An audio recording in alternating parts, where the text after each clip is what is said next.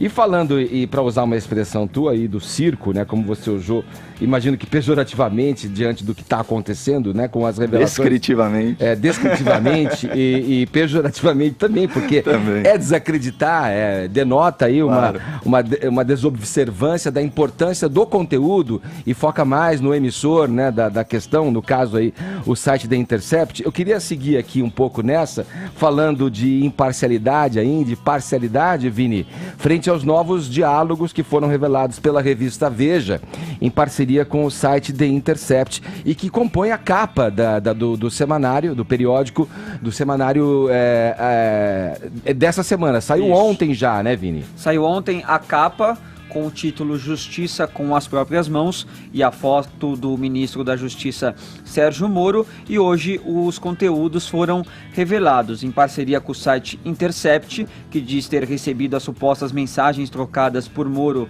e membros da Força Tarefa da Lava Jato. A revista Veja divulgou mais diálogos atribuídos ao atual ministro da Justiça. As conversas mostraram que, no papel de magistrado, Moro deixou de lado a imparcialidade e atuou ao lado da acusação, afirma a reportagem da Veja.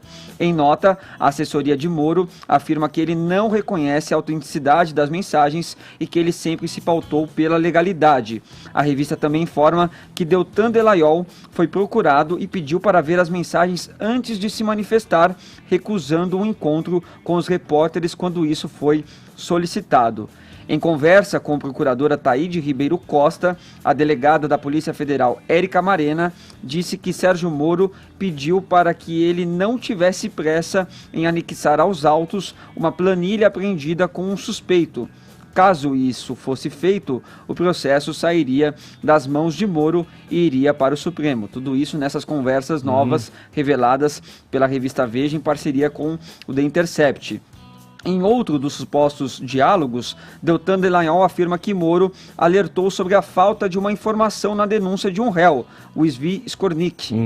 As supostas mensagens também revelam que uma conversa entre o procurador Carlos Fernando dos Santos Lima e o delegado da Polícia Federal, Igor Romário, que mostram que Moro sugeriu datas para a realização da operação que prendeu o almirante Otton Luiz Pinheiro da Silva, da Eletronuclear. As mensagens também indicariam que Moro era contra uma possível delação de Eduardo Cunha. Abre aspas, espero que não procedam, teria dito o então juiz sobre os rumores. As supostas mensagens do procurador Deltan Dallagnol para colegas incluem também uma comemoração. Arra, Uhu, o faquin é nosso. E até o apresentador Fausto Silva é mencionado nos diálogos. Edgar Moro menciona conselhos que recebeu do apresentador em mensagens, dizendo que os procuradores deveriam ter uma conversa um pouco mais simples para passar à população aquilo que estava sendo feito.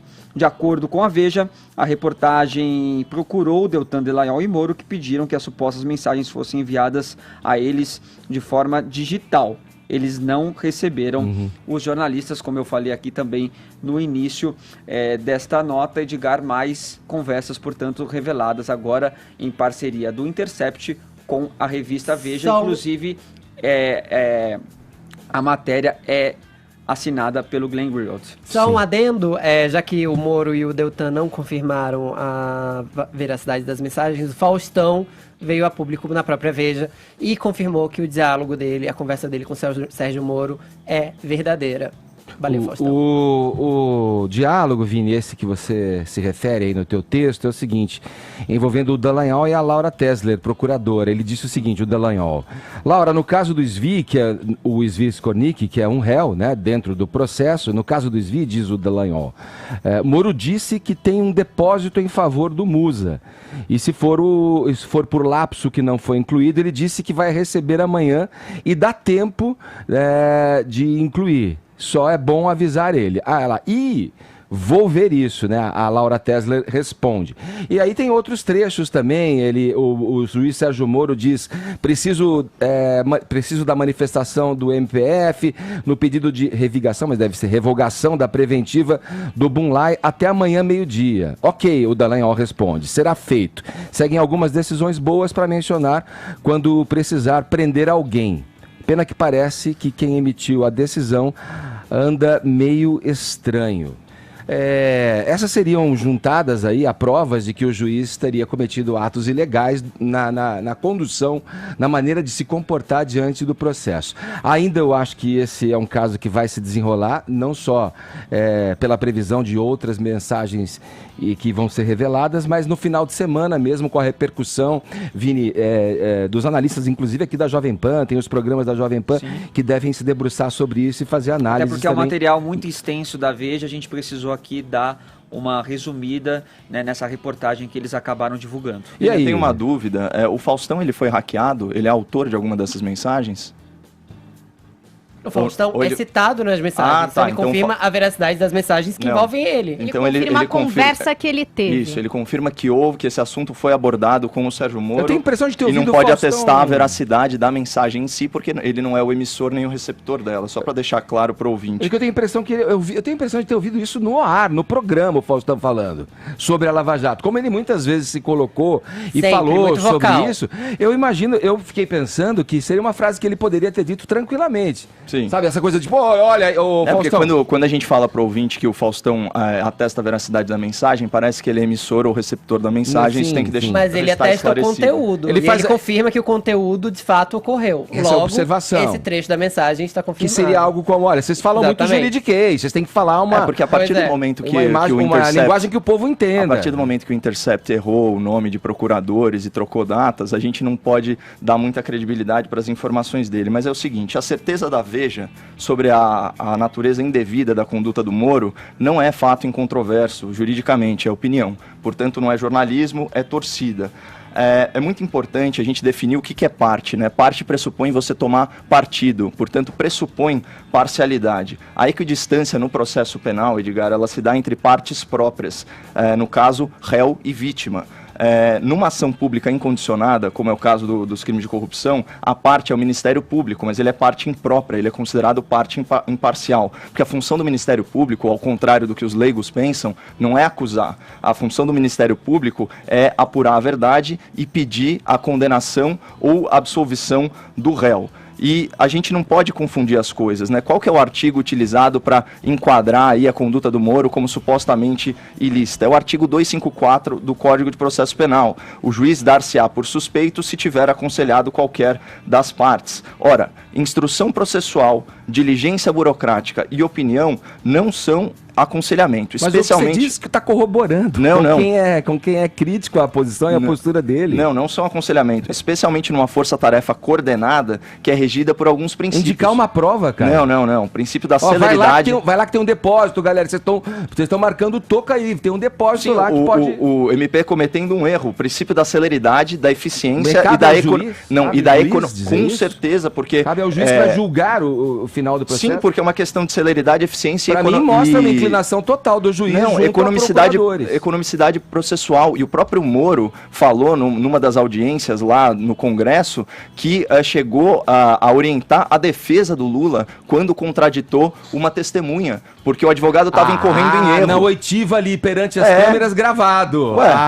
Mas é a mesma situação, e essa não é só a minha, Edgar, essa não é a minha opinião, é a opinião do Carlos Veloso, presidente do STF, é a opinião do Conselho Nacional do Ministério Público, é a opinião do professor Modesto Carvalhosa, que diz o seguinte, a opinião do Miguel Reale Júnior, que é embora se incumba da acusação criminal em juízo, como fiscal da lei, pode o Ministério Público pedir tanto a condenação quanto a absolvição do acusado. Por outro lado, a defesa privada sempre é parcial em favor do réu, não possuindo as mesmas atribuições de caráter pública conferidas ao Ministério Público. O compromisso do MP e do juiz é com a verdade, o compromisso do advogado é com o cliente, e a equidistância no processo penal tem que se dar entre o juiz, o réu e a vítima. O Ministério Público é parceiro da justiça. Você está falando não do é Estado acusador, inquisidor. Não é inquisidor. Está apoiando um Estado inquisidor. Não estou apoiando nada disso. Estado contra um réu. E é uma hipocrisia, porque o mesmo legalista que fica tendo essa interpretação hiper ao pé da letra, ele não reconhece coisas básicas. Não estou me contradizendo. O texto que você coloca corrobora a versão de quem é crítico ao Moro. Você percebe Não, isso? É só se você não entendeu o texto. Como assim? Até porque o juiz tratando com o procurador, ele tende na balança a quem está acusando, Caio. Não. Você fez direito, Imagina, meu caro. Isso é aplicação da justiça. Você está confundindo neutralidade. Aula, então. Você está confundindo neutralidade com imparcialidade. Júnior, que neutralidade foi o é jurista. impossível. É questão de foro íntimo. A imparcialidade, ela se verifica objetivamente nos atos do processo. Vamos lá. Você gosta de usar das causas, dos 20% das causas para falar. Da Lava Jato são absolvições. Pra gente poder tem mais indeferimento do que deferimento. Para a gente poder estabelecer aqui o contraditório, eu quero dizer o seguinte: um dos juristas que encaminharam o processo, embasaram o processo de impeachment da presidente Dilma Rousseff, Miguel Reale Júnior, um renomado jurista, apoia a crítica ao Sérgio Moro no sentido da parcialidade com a qual ele conduziu. E a outra autora, Janaína Pascoal, vai no sentido oposto. Então, veja... Não há discordância, né, cara? É só isso. Há uma discordância. Mas eu tô falando que há discordância. Mas o meu papo é exatamente esse. Olha como eu abri a fala. A certeza da Veja é uma opinião, não é um fato incontroverso. Eu defendo a pluralidade de interpretação. O texto defendo a pluralidade de interpretação. Divulgado pela eu não Veja, admito falar que você a conduta do Moro... a mídia aqui, não, mas eu não admito falar com uma certeza absoluta que houve erro na conduta do Moro, porque isso não é uma opinião. A certeza absoluta é de que não houve, mas a gente o já diálogo sabe. mostra isso. Não é isso. Existe a minha verdade, a sua verdade e a verdade. Vamos lá. A gente busca a verdade.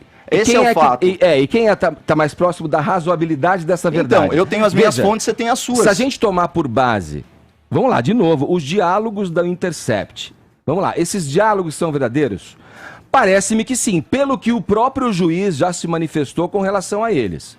Olha, não nego, olha, podem ter sido adulterados, mas olha, se foram adulterados, não tem nada demais. Quer dizer, é uma situação em que o juiz está acuado, é nítido isso. Porque ele deve reconhecer no íntimo dele, aí é um sentimento que eu tenho, que ele cometeu essa parcialidade na condução do processo. Tomando esses diálogos como verídicos, como verdadeiros, como parecem que são, o juiz, sim, tendeu na balança. Aqui no caso da prova, que ele alerta os procuradores que não estão inclusas dentro do processo, é a nítida tendência ao lado da procuradoria. O Moro já se manifestou, se você quiser. Eu tenho uma aspas dele sobre imparcialidade. Ele diz o seguinte: a necessidade de proferir o julgamento segundo as leis, segundo as provas, independentemente de quem são as partes, eu acho que é a obrigação principal do juiz. Isso foi observado na Operação Lava Jato desde o início. Ele diz? Diz, e aquela perspectiva de estar aberto para decidir... Eu esperaria outra coisa que ele dissesse. Ele dizer, olha, eu fui parcial, olha, desculpem, Ele só disse que você se equivocou quando ele foi inquirido pelo ministro Teori Zavascki com relação ao grampo no escritório de advocacia. Não é um grampo, né? Eu me equivoquei. Uma escuta legal autorizada por lei, só com um probleminha de prazo. Pequeno probleminha, detalhe. Mas assim, também, isso é uma grande discussão de narrativa política e não de fato jurídico, porque é o seguinte, vamos lá, artigo 563 do Código de Processo Penal, nenhum ato será declarado nulo se da nulidade não resultar prejuízo para acusação ou para defesa. Artigo 566, não será declarada nulidade de ato processual que não houver influído na apuração da verdade substancial ou na decisão da causa. Pelo amor de Deus, as decisões do Moro, elas foram referendadas, elas não foram reformadas pela segunda instância, pelo Tribunal Recursal, até mesmo pelo Tribunal Constitucional. E se não bastasse isso, você vai para o 157 do Código Penal que fala o seguinte: são inadmissíveis, devendo ser desentranhadas do processo as provas ilícitas, assim entendidas as obtidas em violação a normas constitucionais. Aí você vai na Constituição, no artigo 5º, inciso 56, está lá, são inadmissíveis no processo as provas obtidas por meios ilícitos. Isso não é malabarismo, Edgar, isso é a lei. Isso é a lei que joga e publiciza. Isso é a lei, e quem é garantista tem que seguir a lei. E isso publiciza, joga a opinião pública em favor ou contra determinados atos, tem interesse político aí. Como você fica sempre no campo da defesa defesa da retórica política e você está alegando aqui coisas dentro do processo que, na verdade, ao meu ver, corroboram a opinião de quem é crítico, a parcialidade com a qual o juiz conduziu o processo, me parece muito claro. E, Caio, eu digo o seguinte, imprensa que não se mantém vigilante, eu não vou nem dizer crítica, que se mantém vigilante é assessoria de imprensa, cara, é propaganda... Não, cara, você vai me desculpar, mas você tem uma narrativa hegemônica da Folha de São Paulo, oficial. Da Veja, você tem esse jornalista oficial. Militante casado com um parlamentar do PSOL. Eu não vou culpar o mensageiro até que isso venha à tona. Não, eu vou ficar estar atento vigilante, às mensagens. Estar vigilante é olhar as coisas de outro ponto de vista, Edgar. E você não vai me acusar aqui de ficar... você está sendo de fazer parte de uma narrativa dominante, sendo que eu sou minoria aqui. Não, mas não por isso. Você está sendo tendencioso. Não, e você, não, quem disse? Eu defendo minhas posições. Eu sou pela apuração eu não dos faço fatos. Força nenhuma para defender meu ponto de vista, Edgar. Isso é natural para mim. O que vem eu acredito em cada sílaba que eu falo. O que vem a público? Vem dados de conversas e diálogos que denotam a imparcialidade. Você interpreta como imparcialidade. A parcialidade do juiz. Eu não interpreto dessa forma. Imparcial. Não. Você confunde neutralidade com imparcialidade. 254, inciso 4. Só fique atento a esse artigo aí do Código do Processo Penal. Mas eu já dei até doutrina sobre ele. Pois não, vai lá ler de novo então. Agora, 10h39, recomendo a leitura para você também. Horário